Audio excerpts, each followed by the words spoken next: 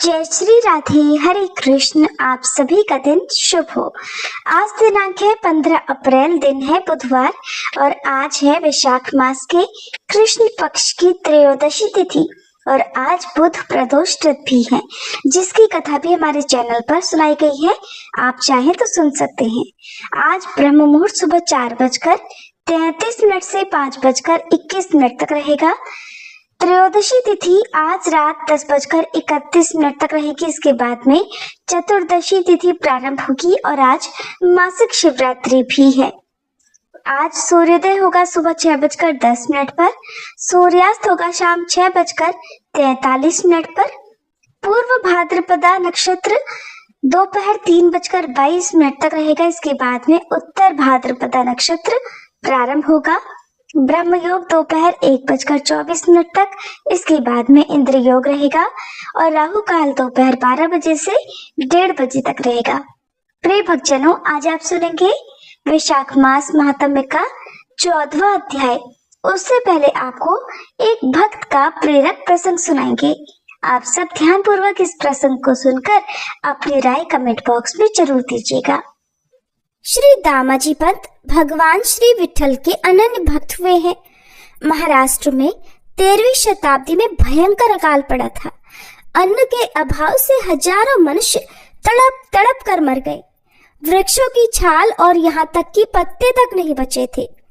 उन दिनों गोवलकुंडा बेदरशाही राज्य के अंतर्गत मंगल बेडिया प्रांत का शासनभार श्री दामाजी पंत के ऊपर था। दामाजी और उनकी धर्मपत्नी दोनों ही भगवान पांडुरंग श्री विठल जी के अनन्य भक्त थे। पांडुरंग के चिंतन में रात दिन उनका मन लगा रहता था। भगवान का स्मरण करते हुए निष्काम भाव से कर्तव्य करना उनका व्रत था। दीन दुखियों की वे हर प्रकार से सेवा किया करते थे। शत्रु को भी कष्ट में पड़ा देखकर वे व्याकुल हो जाया करते थे। ऐसे शत्रु को भी कष्ट में पड़ा देखकर व्याकुल हो जाने वाले दामाजी पंत अपनी ही अकाल पीड़ित प्रजा का करुण क्रंदन सह नहीं सके। राज्य भंडार में अन्न भरा पड़ा था। दया के सम्मुख बादशाह का भय कैसा। अन्न भंडार के ताले खोल दिए गए। भूख से व्याकुल हजारों मनुष्य, साधु संत, गायें मरने से बच गए। समाज में ऐसे कुछ लोग होते हैं जो उदार पुण्यात्मा पुरुषों की अकारण निंदा भी करते हैं। दामाजी के सहायक नायब सूबेदार ने देखा कि अवसर अच्छा है। अगर दामाजी को बादशाह हटा दे तो मैं प्रधान सूबेदार बन सकूंगा। उसने बादशाह को लिखकर सूचना भेज दी। दामाजी पंत ने अपनी कीर्ति के लिए सरकारी अन्न भंडार लुच्चे लफंगों को लुटा दिया। नायब सूबेदार का पत्र पाते ही बादशाह तो क्रोध से आग बबूला हो गया। उसने सेनापति को 1000 सैनिकों के साथ दामाजी को लेकर आने की आज्ञा दी। सेनापति जब मंगल बेडिया प्रांत में पहुंचा, उस समय दामाजी श्री पांडुरंग की पूजा में लगे हुए थे। सेनापति उन्हें जोर जोर से पुकारने लगे। दामाजी की धर्मपत्नी ने तेजस्विता के साथ कहा, अधीर होने की आवश्यकता नहीं। जब तक उनका नित्य कर्म पूरा नहीं हो जाए, लाख प्रयास करने पर भी तब तक मैं किसी को उनके पास नहीं जाने दूंगी। सेनापति पतिव्रता नारी के तेज से अभिभूत हो गया। उसका अभिमान लुप्त हो गया और वह वहीं प्रतीक्षा करने लगा। इधर दामाजी की पूजा समाप्त हो जाने पर पत्नी ने उन्हें सेनापति के आने का समाचार दिया। अब तो दामाजी समझ गए कि अन्न लुटवाने का समाचार पाकर बादशाह ने उन्हें गिरफ्तार करने के लिए सैनिक भेजे हैं। भय का लेश तक उनके मन में नहीं था। अपनी पत्नी से उन्होंने कहा, चिंता करने की कोई बात नहीं है। हमने अपने कर्तव्य का ही पालन किया है। बादशाह कठोर से कठोर दंड देगा, इसके लिए तो हम पहले से ही तैयार हैं। भगवान पांडुरंग का प्रत्येक विधान दया से परिपूर्ण ही होता है। जीव के मंगल के लिए ही उनका विधान है और उनकी प्रसन्नता ही अभीष्ट है। इस तरह दामाजी पत्नी को आश्वासन देकर बाहर आए। उनका दर्शन करते ही सेनापति का अधिकार गर्व चला गया और उसने कठोरता की बजाय नम्रता पूर्वक कहा, बादशाह ने आपको शीघ्र बुला लाने के लिए भेजा है। जैसे ही इधर दामाजी की गिरफ्तारी हुई, उनकी पत्नी ने कहा, नाथ, भगवान पंडरीनाथ जो कुछ करते हैं उसमें हमारा हित ही होता है। उन दयामय ने आपको एकांत सेवन का अवसर दिया है। अब आप केवल उनका ही चिंतन करेंगे। मुझे तो इतना ही दुख है कि ये दासी स्वामी की चरण सेवा से इतने दिनों तक वंचित रहेगी। सेनापति हथकड़ी डालकर उनको लेकर चलने लगे। दामाजी को अब ना तो बंदी होने का दुख है, न ही पद चले जाने की चिंता। बंधक होते हुए भी वे सर्वथा मुक्त हैं और भगवान पांडुरंग के गुणगान में मग्न है। रास्ते भर कीर्तन करते चले जा रहे हैं। गोवलकुंडा के मार्ग में ही पंढरपुर धाम पड़ता है। दामाजी का मन भगवान से भेंट करने का हुआ। सेनापति ने स्वीकृति दे दी। अब मंदिर में प्रवेश करते ही दामाजी का शरीर रोमांचित हो गया। नेत्रों से टपाटप आंसू गिरने लगे। शरीर की सुधि जाती रही। कुछ देर में अपने को संभालकर वे भावमग्न होकर भगवान की स्तुति करने लगे। देर हो जाने से इधर सेनापति दामाजी को पुकार रहा था। भगवान को साष्टांग प्रणाम करके भगवान की सुंदर मोहिनी मूरत हृदय में धारण करके दामाजी बाहर आए।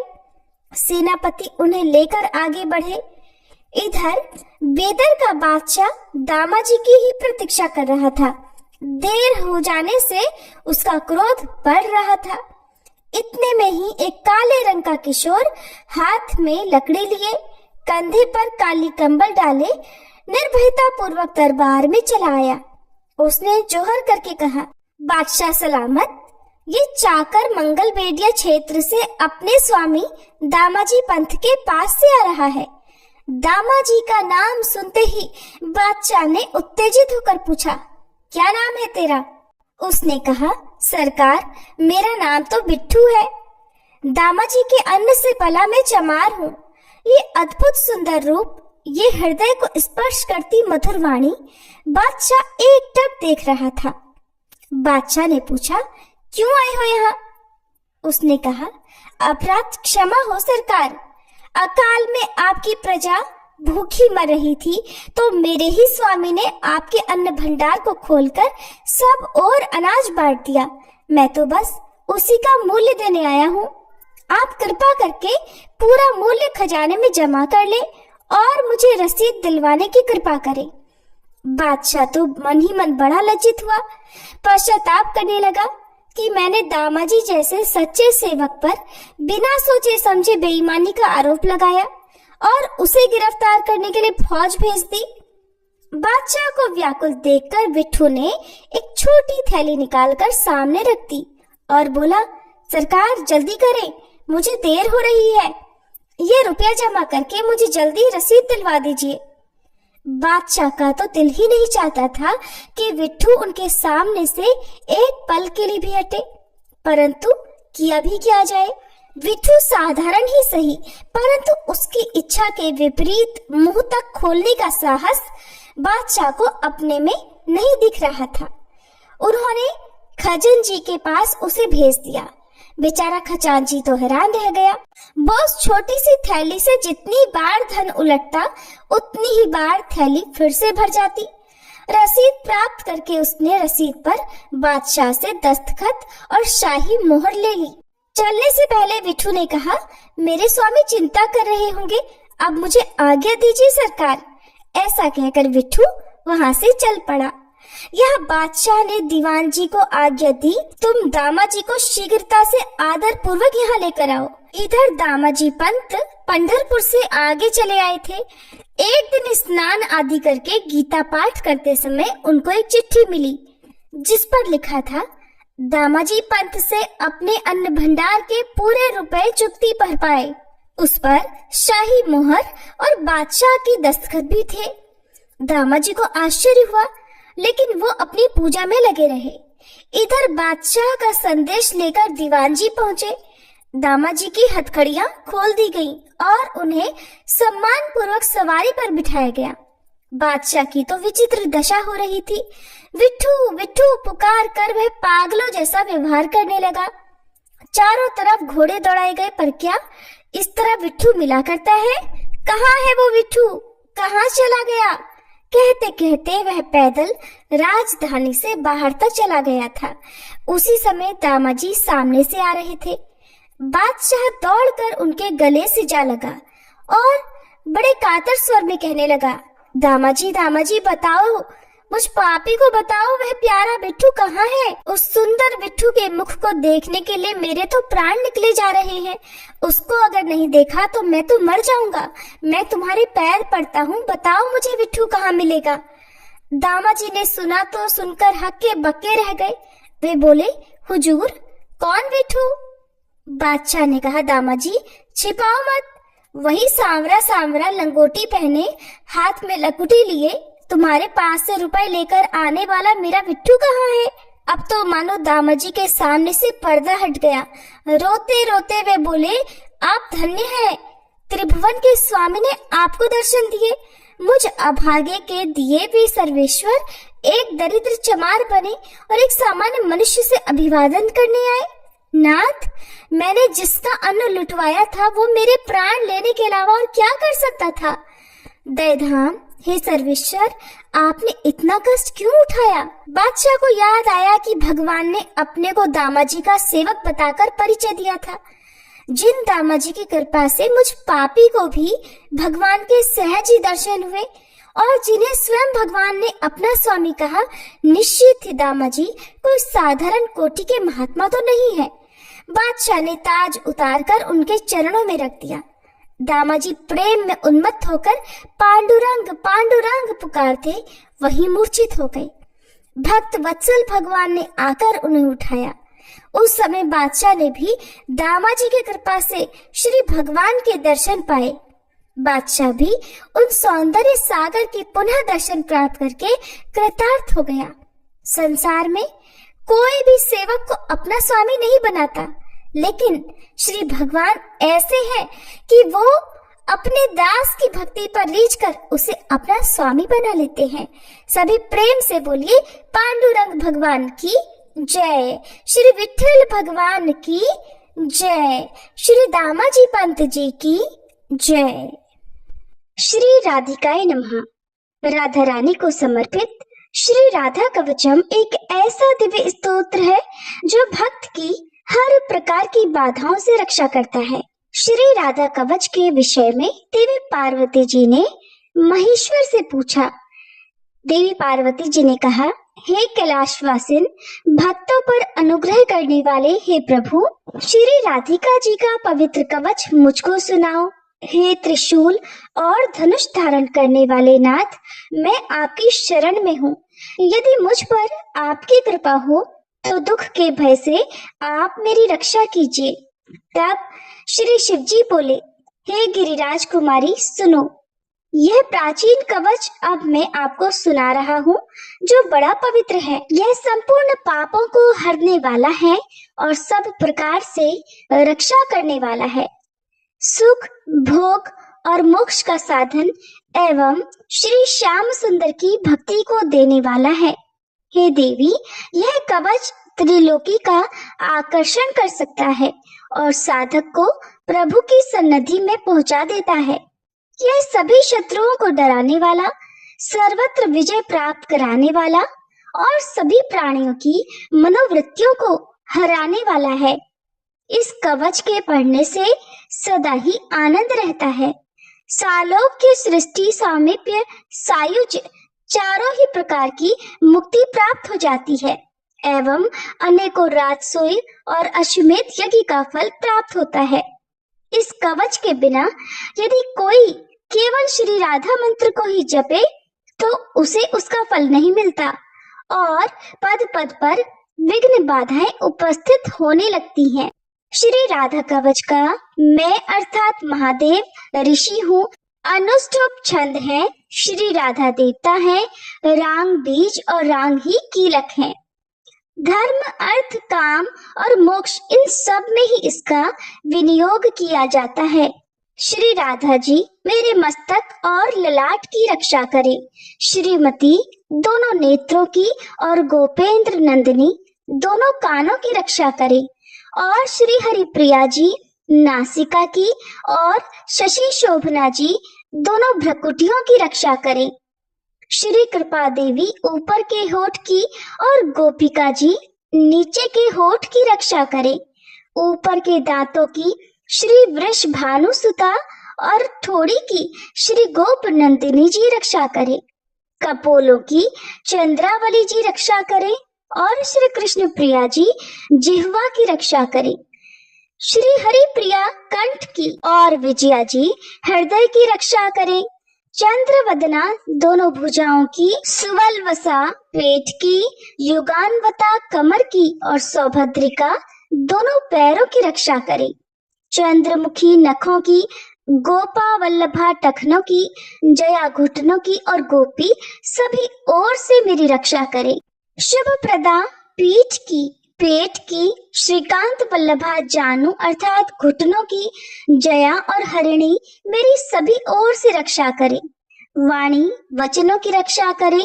धनेश्वरी खजाने की, कृष्ण रता पूर्व दिशा की और कृष्ण प्राणा पश्चिम दिशा की रक्षा करें। उत्तर दिशा की हरिता, दक्षिण दिशा के वृषभानुजा, रात्रि में चंद्रावली और शवेदित मेखला दिन में रक्षा करें।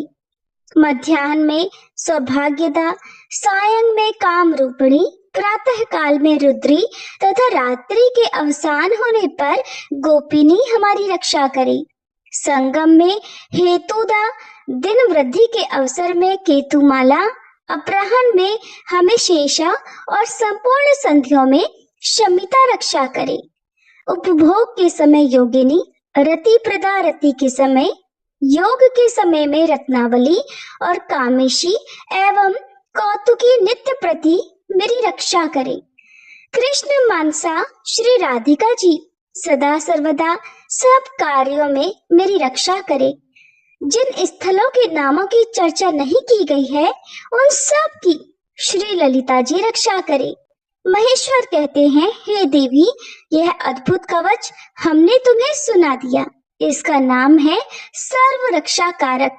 यदि इसे कोई प्रातः, मध्याह्न या सायंकाल पढ़ता है तो इससे बड़ी भारी रक्षा हो जाती है। श्री राधा कवच के पढ़ने से उस साधक के मन में जैसी कामना हो वैसे ही सिद्धि हो जाती है।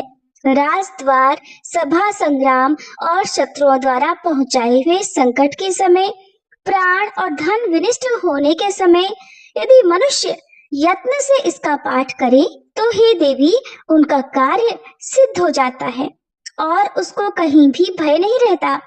और तो और उसने सचमुच श्री राधिका जी की आराधना कर ली। गंगा स्नान और भगवान के नाम से जो फल प्राप्त होता है, निस्संदेह वह फल इस कवच के पढ़ने वाले को मिल जाता है।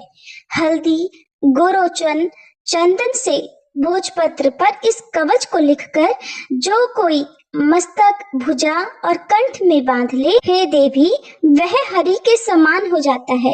ब्रह्मा जी इस कवच के प्रसाद से ही सृष्टि रचते हैं, श्री विष्णु पालन करते हैं और मैं अर्थात शंकर इसी कवच के प्रसाद से ही सृष्टि का संहार करता हूँ। यह कवच विशुद्ध वैष्णव को देना चाहिए जिनमें वैराग्य आदि गुण हो, जिसकी बुद्धि व्यग्र न हो, नहीं तो अनाधिकारी को देने वाला स्वयं नष्ट हो जाता है। इसमें किसी प्रकार का संदेह नहीं करना चाहिए। इस प्रकार श्री राधा रानी कवच पाठ संपूर्ण हुआ। सभी प्रेम से बोलिए, ऊंची अटारी वाली की जय, बरसाने वाली राधा रानी की जय। अब सुनिए आज का महात्म्य। ऋषि बोले, हे सूत जी, आप स्वामी पुष्करणी तीर्थ की महिमा का फिर से वर्णन कीजिए। तब श्री सूत जी कहने लगे कि जो लोग स्वामी तीर्थ में स्नान करते हैं वे तामिश्र, अंधतामिश्र, महारौरव, रौरव, कुंभीपाक, कालसूत्र, असीपत्रवन, कृमिभक्ष, अंधकूप, संदश, शालमली, वज्रकर्णक, तिरोधान, सुचिमुख, पूयभक्ष और विषाग्नि परिपीडन आदि 28 नरकों में नहीं जाते। जो दूसरों के धन, संतान और स्त्रियों का अपहरण करने वाला है, वह बहुत वर्षों तक तामिस्र नामक भयंकर नरक में डाला जाता है। जो अधम मनुष्य माता पिता और ब्राह्मणों से द्वेष रखता है, वह 10,000 योजन विस्तृत कालसूत्र नामक नरक में डाला जाता है। जो वेद मार्ग का उल्लंघन करके कुपथ पर चलता है, वह यमदूतों द्वारा भयंकर असिपत्र वन में गिराया जाता है। जो पकवान और दाल शाक आदि अन्न पंक्ति भेद करके खाता है और मोहवश पंच यज्ञों का अनुष्ठान किए बिना ही भोजन करता है, वह कृमि भोजन नामक नरक में डाला जाता है, जहाँ सैकड़ों कीड़े उसको खाते हैं और वो भी कीड़ों को ही खाता रहता है। जो स्नेह अथवा बल से ब्राह्मण का धन हड़प लेता है और जो राजा या राजपुरुष दूसरों के धन का अपहरण कर लेता है, वह संदश नामक नरक में गिराया जाता है। जो नीच मनुष्य अगम्य स्त्री के साथ गमन करता है या जो नारी अगम्य पुरुष के साथ संगम करती है, वे दोनों क्रमशः लोहे की तपाई हुई नारी मूर्ति और पुरुष मूर्ति का आलिंगन करके तब तक खड़े रहते हैं जब तक चंद्रमा और सूर्य की सत्ता रहती है। इसके बाद वे सूची नामक घोर नरक में डाले जाते हैं। जो मनुष्य अनेक प्रयत्नों और उपद्रवों से सभी प्राणियों को सताता है, वह बहुत कांटों वाले भयंकर शालमली नरक में गिराया जाता है। जो राजा अथवा राजा का नौकर पाखंडतम का अनुयायी होकर धार्मिक मर्यादाओं को तोड़ता है, वह वैतरणी नरक में डाला जाता है। वृषली संग से दूषित, शौचाचार विहीन, अशास्त्रीय कर्मों के करने से लज्जा न करने वाले, वेद मार्ग के त्यागी, सदा पशुओं का सा आचरण करने वाले व्यक्तियों को यम किंकर पोई, विष्ठा, मूत्र, कफ और पित्त आदि से भरे हुए अत्यंत विभत्स नरक में गिराते हैं। जो कुत्तों या फिर जंगलों में वन्य मृग आदि पशुओं को बाणों के द्वारा पीड़ा पहुंचाता है, उन्हें मारता है, यम किंकर उसको भी बाणों के द्वारा ही बींधते हैं और फिर से प्राणरोध नामक नरक में गिराते हैं।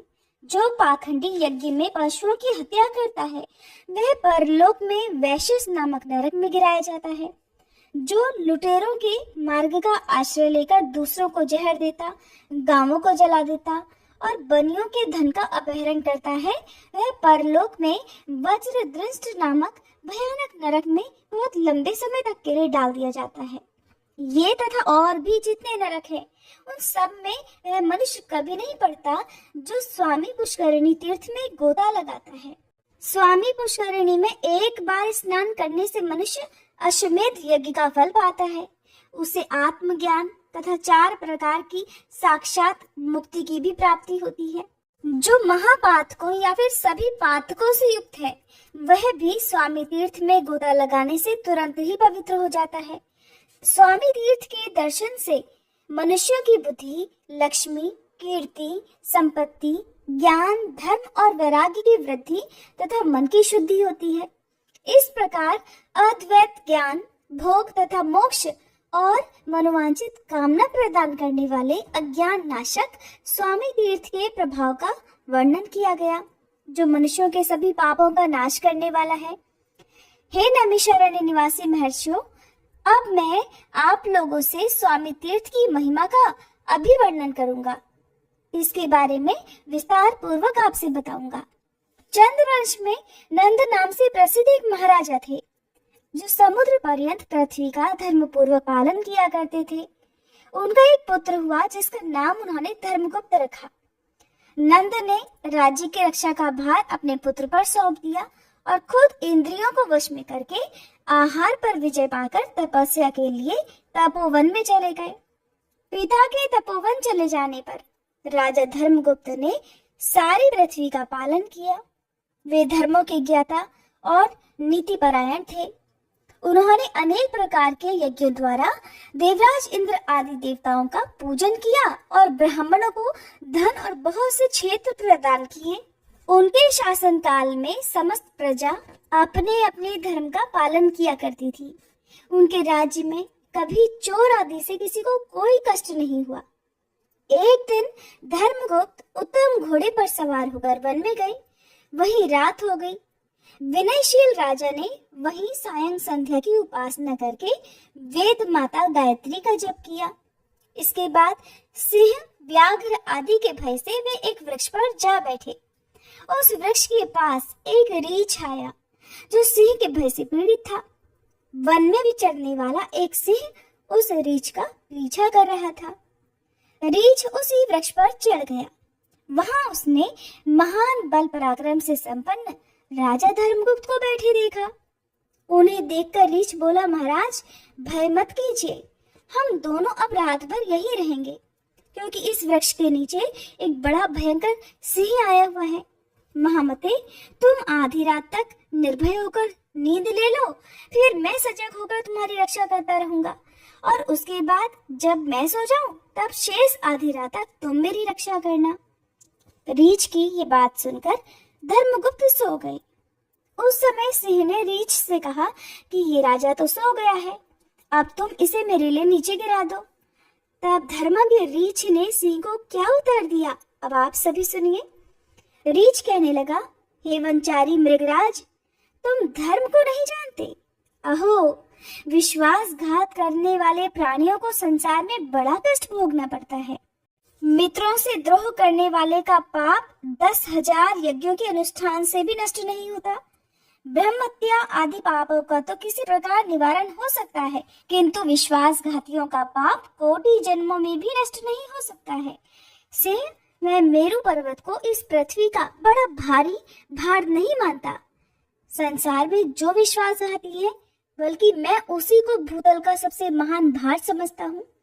रीछ के ऐसा कहने पर वह सिंह चुप हो गया।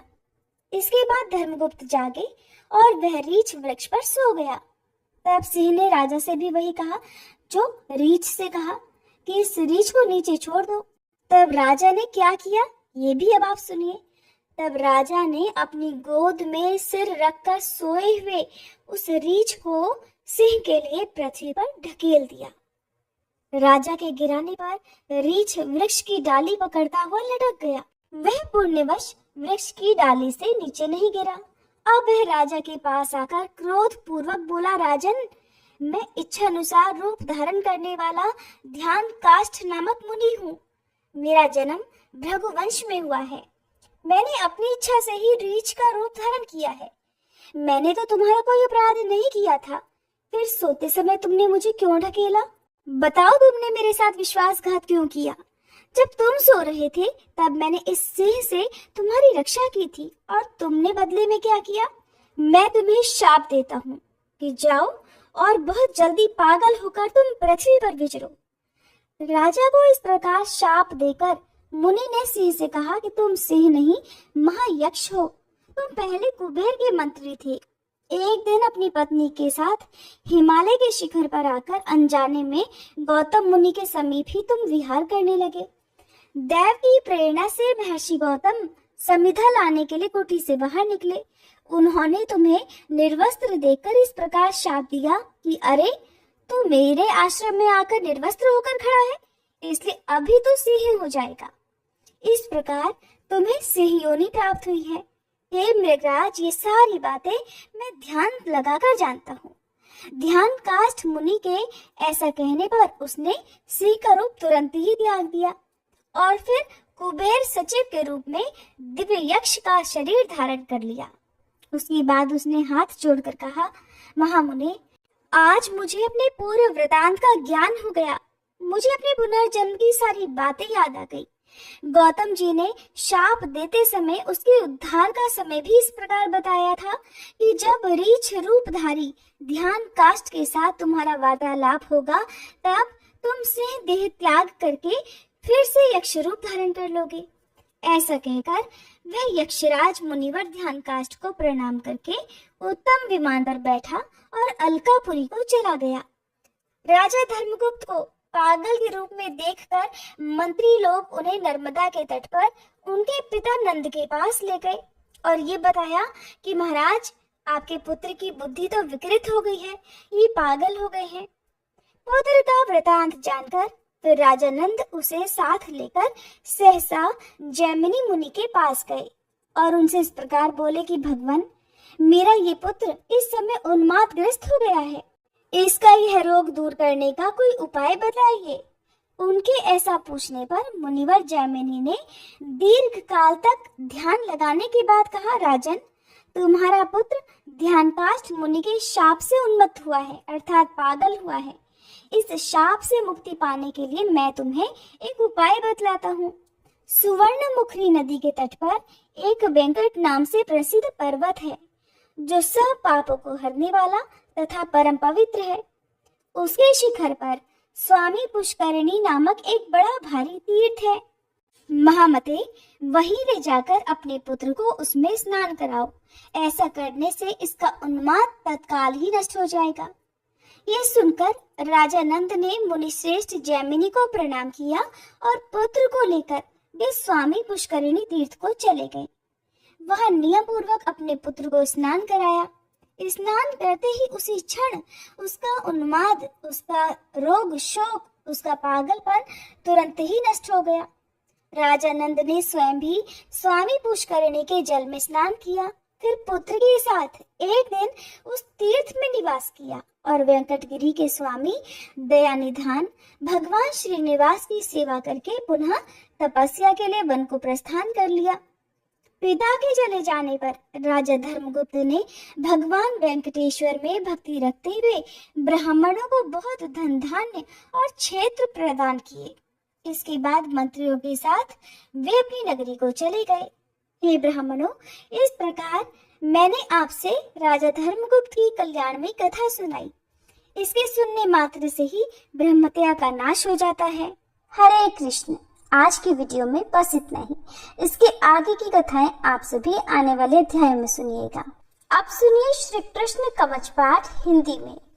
देवर्षि नारद जी ने भगवान नारायण से पूछा, भगवान, अब मेरी ये सुनने की इच्छा है कि भगवान शंकर ने दयावश परशुराम को कौन सा मंत्र और कौन सा स्तोत्र और कवच दिया था। उस मंत्र के आराध्य देवता कौन है, कवच धारण करने का क्या फल है तथा स्तोत्र पाठ से किस फल की प्राप्ति होती है, वह सब कुछ आप कृपा करके बतलाइए। तब नारायण भगवान बोले, नारद, उस मंत्र के आराध्य देव गोलोकनाथ गोप गोपीश्वर सर्व समर्थ परिपूर्णतम स्वयं भगवान श्री कृष्ण हैं।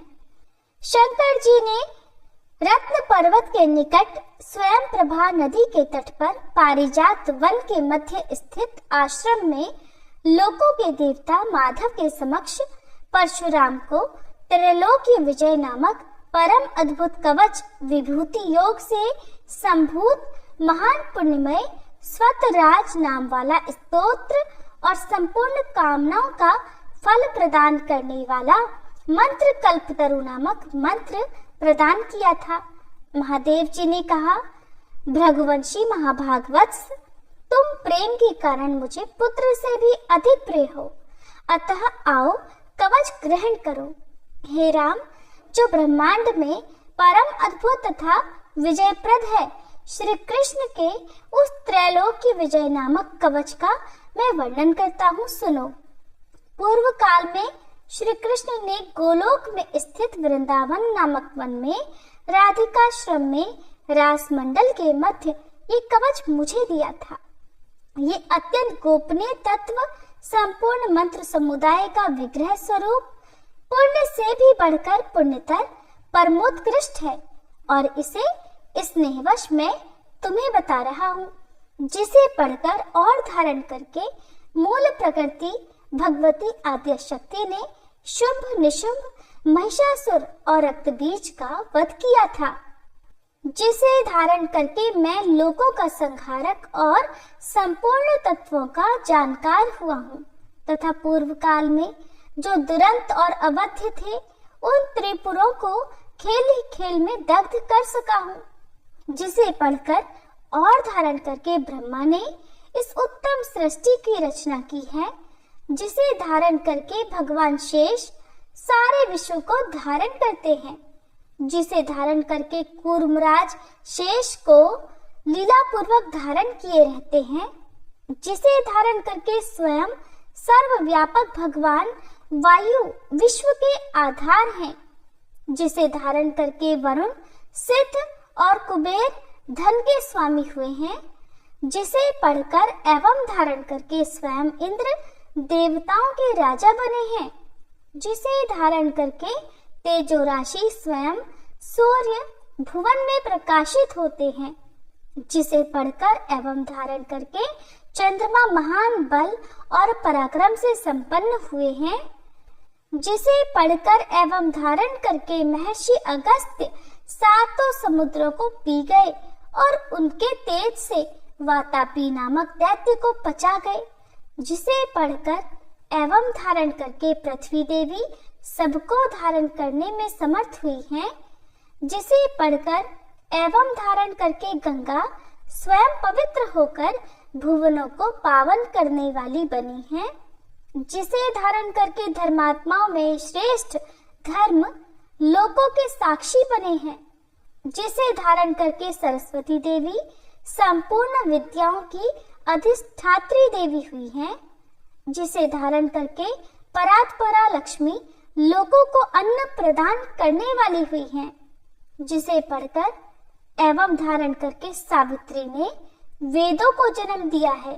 भृगुनंदन, जिसे पढ़ और धारण करके वेद धर्म के वक्ता हुए हैं, जिसे पढ़कर और धारण करके अग्नि शुद्ध एवं तेजस्वी हुए हैं, और जिसे धारण करके भगवान सनत कुमार को ज्ञानियों में सर्वश्रेष्ठ स्थान मिला है। जो महात्मा साधु एवं श्री कृष्ण भक्त हो उसी को केवल यह कवच देना चाहिए, क्योंकि शठ एवं दूसरों के शिष्य को देने से दाता मृत्यु को प्राप्त हो जाता है। इस त्रैलोक की विजय कवच के प्रजापति ऋषि हैं, गायत्री छंद हैं, स्वयं रासेश्वर देवता हैं और त्रैलोक की विजय प्राप्ति में इसका विनियोग कहा गया है। ये परात्पर कवच तीनों लोकों में दुर्लभ है। ओम श्री कृष्णाय नमः सदा मेरे सिर की रक्षा करे। कृष्णाय स्वाहा ये पंचाक्षर सदा कपाल को सुरक्षित रखे। कृष्ण नेत्रों की तथा कृष्णाय स्वाहा पुतलियों की रक्षा करे। हरे नमः सदा मेरी भ्रकुटियों को बचाए। ओम गोविंदाय स्वाहा मेरी नासिकाओं की सदा रक्षा करे। गोपालाय नमः मेरे गंड स्थलों की सदा सब ओर से रक्षा करे। ओम गोपांगनेशाय नमः सदा मेरे कानों की रक्षा करे। ओम कृष्णाय नमः निरंतर मेरे दोनों ओठों की रक्षा करे। ओम गोविंदाय स्वाहा सदा मेरे दंत पंक्ति की रक्षा करे। ओम कृष्णाय नमः दांतों के छिद्रों की तथा क्लिंग दांतों के ऊर्ध्व भाग की रक्षा करे। ओम श्री कृष्णाय स्वाहा सदा मेरी जिह्वा की रक्षा करे। रासेश्वराय स्वाहा सदा मेरे तालु की रक्षा करे। राधिकेशाय स्वाहा सदा मेरे कंठ की रक्षा करे। गोपांगनेशाय नमः सदा मेरे वक्ष स्थल की रक्षा करे। ओम गोपेशाय स्वाहा सदा मेरे कंधों की रक्षा करे। नमः किशोर वेशाय स्वाहा सदा मेरे पृष्ठ भाग की रक्षा करे। मुकुंदाय नमः सदा मेरे उदर की तथा ओम ह्रीं क्लीं कृष्णाय स्वाहा सदा मेरे हाथ पैरों की रक्षा करे। ओम विष्णवे नमः सदा मेरी दोनों भुजाओं की रक्षा करे। ओम ह्रीं भगवते स्वाहा सदा मेरे नखों की रक्षा करे। ओम नमो नारायणाय सदा नख छिद्रों की रक्षा करे। ओम ह्रीं ह्रीं पद्मनाभाय नमः सदा मेरी नाभि की रक्षा करे। ओम सर्वेशाय स्वाहा सदा मेरे कंकाल की रक्षा करे। ओम गोपी रमणाय स्वाहा सदा मेरे नितंब की रक्षा करे। ओम गोपी रमण नाथाय स्वाहा सदा मेरे पैरों की रक्षा करे। ओम ह्रीं श्रीं रसिकेशाय स्वाहा सदा मेरे सर्वांगों की रक्षा करे। ओम केशवाय स्वाहा सदा मेरे केशों की रक्षा करे। नमः कृष्णाय स्वाहा सदा मेरे ब्रह्मरंध्र की रक्षा करे। ओम माधवाय स्वाहा सदा मेरे रोमों की रक्षा करे। ओम ह्रीं श्रीं रसिकेशाय स्वाहा मेरे सर्वस्व की सदा रक्षा करे। परिपूर्णतम श्री कृष्ण पूर्व दिशा में सर्वदा मेरी रक्षा करे। स्वयं गोलोकनाथ अग्निकोण में मेरी रक्षा करे। पूर्ण ब्रह्म स्वरूप दक्षिण दिशा में सदा मेरी रक्षा करे। श्री कृष्ण नैऋत्य कोण में मेरी रक्षा करे। श्री हरि पश्चिम दिशा में मेरी रक्षा करे। गोविंद वायव्य कोण में नित्य निरंतर मेरी रक्षा करे। रसिक शिरोमणि उत्तर दिशा में सदा मेरी रक्षा करे। वृंदावन विहार कृत सदा ईशान कोण में मेरी रक्षा करे। वृंदावनी के प्राणनाथ ऊर्ध्व भाग में मेरी रक्षा करे। महाबली बलिहारी माधव सदैव मेरी रक्षा करे। नृसिंह जल स्थल तथा अंतरिक्ष में सदा मुझे सुरक्षित रखें। माधव सोते समय तथा जागृत काल में सदा मेरा पालन करे तथा जो सबके अंतरात्मा निर्लेप और सर्वव्यापक हैं, वे भगवान सब ओर से मेरी रक्षा करे। वत्स, इस प्रकार मैंने त्रैलोक्य विजय नामक कवच, जो परम अनोखा तथा समस्त मंत्र समुदाय का मूर्तमान स्वरूप है, तुम्हें बतला दिया। मैंने इसे श्री कृष्ण के मुख से श्रवण किया था। इसे जिस किसी को नहीं बतलाना चाहिए, जो विधि पूर्वक गुरु का पूजन करके इस कवच को गले में अथवा दाहिनी भुजा पर धारण करता है, वह भी विष्णु तुल्य हो जाता है, इसमें संशय नहीं है। वह भक्त जहाँ जाता है, जहाँ रहता है, वहाँ लक्ष्मी और सरस्वती भी निवास करती हैं। यदि उसे कवच सिद्ध हो जाता है तो वह जीवन मुक्त हो जाता है और उसे करोड़ों वर्षों की पूजा का फल प्राप्त हो जाता है।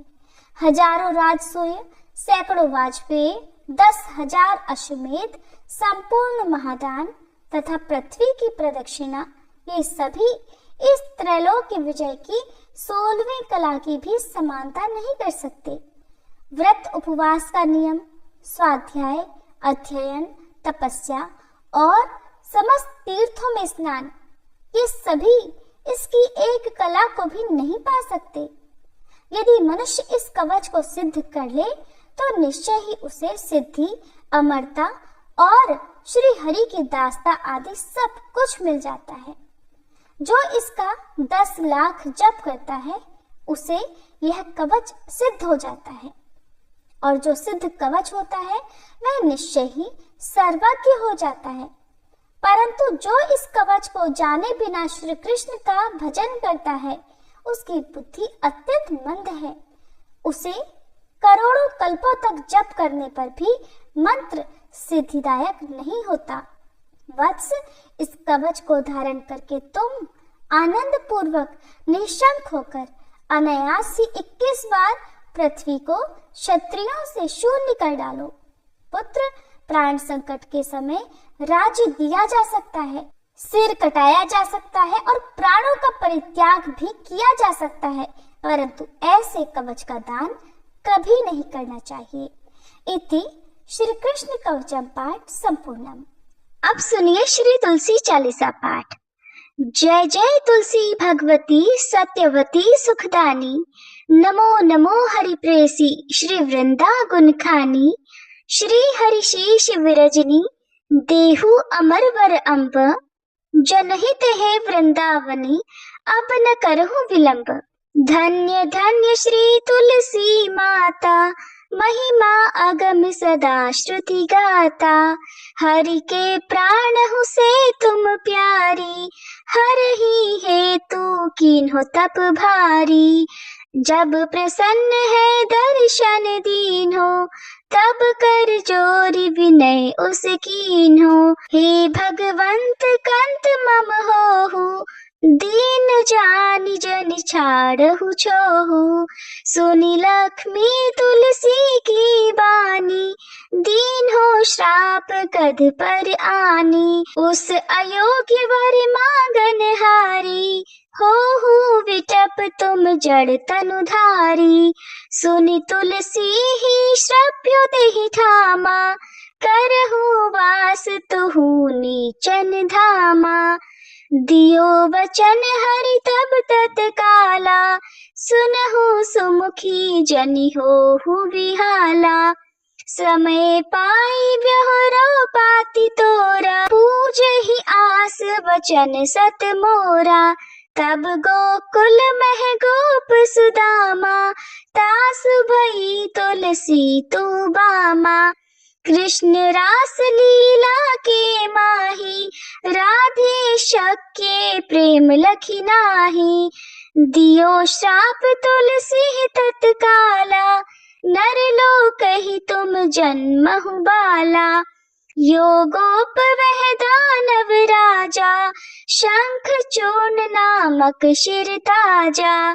तुलसी भई तासु की नारी, परम सती गुण रूप अगारी। अस द्वै कल्प बीत जब गयऊ, कल्प तृतीय जन्म तब भयऊ। वृंदा नाम भयो तुलसी को, असुर जलंधर नाम पति को। कर अति द्वंद अतुल बल धामा, कीन्हा शंकर से संग्रामा। जब निज सैन्य सहित शिव हारे, मरहिन तब हर हर ही पुकारे। पतिव्रता वृंदा थी नारी, को न सके पति संहारी। तब जलंधर ही वेश बनाई, वृंदाधिक हरि पहुँच्यो जाई। शिव हित लही करी कपट प्रसंगा, कियो सतित्व धर्म तो ही भंगा। भयो जलंधर कर संहारा, सुनी उर शोक अपारा। तिहि क्षण दियो कपट हरि तारी, लखि वृंदा दुख गिरा उचारी। जलंधर जस हत्यो अभीता, सोई रावण तस हरहि सीता।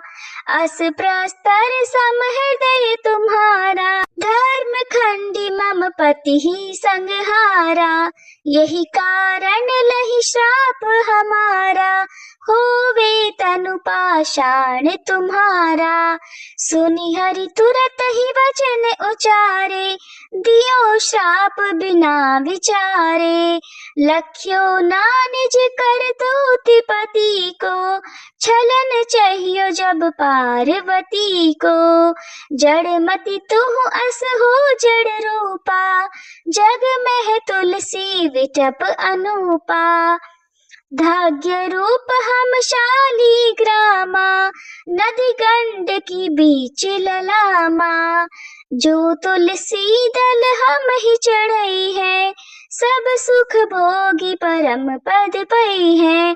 बिन तुलसी हरि जलत शरीरा, अतिशय उठत शीश उर पीरा। जो तुलसी दल हरि शीर धारत, सौ सहस्त्र घट अमृत डारत। तुलसी हरि मन रंजनिहारी, रोग दोष दुख भंजनिहारी। प्रेम सहित हरि भजन निरंतर, तुलसी राधा में नाही अंतर। व्यंजन हो छपनहु प्रकारा, बिन तुलसी दल ना हरि ही प्यारा। सकल तीर्थ तुलसी तरु छाही, लहत मुक्ति जन संशय नाही। कवि सुंदर एक हरि गुण गावत, तुलसी ही निकट सहस गुण पावत। बसत निकट दुर्वासा धामा, जो प्रयास ते पूर्व ललामा। पाठ करहि जो नित नर नारी, होहि सुख बाशहि त्रिपुरारी। तुलसी चालीसा पढ़ही, तुलसी तरु ग्रह धारी। दीप दान करि पुत्र फल, पावहि बंध्यो नारी। सकल दुख दरिद्र हरि, हार है परम प्रसन्न। आशे धन जन लड़ही, ग्रह बसहि पूर्णा अत्र। लाही अभिमत फल जगत, मैं लाही पूर्ण सब काम। जेई दल अर्पहि तुलसी, तह सहस बसहि हरि राम। तुलसी महिमा नाम लख, तुलसी सुत सुख राम। मानस 40 रचो, जग में तुलसीदास। तुलसी महारानी की जय। श्री हरि विष्णु भगवान की जय। तुलसी महारानी नमो नमो, हरि की पटरानी नमो नमो। धन तुलसी पूरण तप कीनो, धन तुलसी पूरण तप कीनो। शालिग्राम बनी पटरानी नमो नमो, तुलसी महारानी नमो नमो। जाके पत्र मंजरी कोमल, जाके पत्र मंजरी कोमल। श्रीपति कमल चरण लपटानी नमो नमो, तुलसी महारानी नमो नमो। धूप दीप नैवेद्य आरती, धूप दीप नैवेद्य आरती। पुष्पन की वर्षा वर्षानी नमो नमो, तुलसी महारानी नमो नमो। 56 भोग 3600 व्यंजन, 56 भोग 3600 व्यंजन। बिन तुलसी हरि एक न मानी नमो नमो, बिन तुलसी हरि एक न मानी नमो नमो। तुलसी महारानी नमो नमो। सभी सखी मैया तेरो यश गावे, सभी सखी मैया तेरो यश गावे। भक्ति दान दीजे महारानी नमो नमो, तुलसी महारानी नमो नमो। हरि की पटरानी नमो नमो, तुलसी महारानी नमो नमो। तुलसी मैया की जय।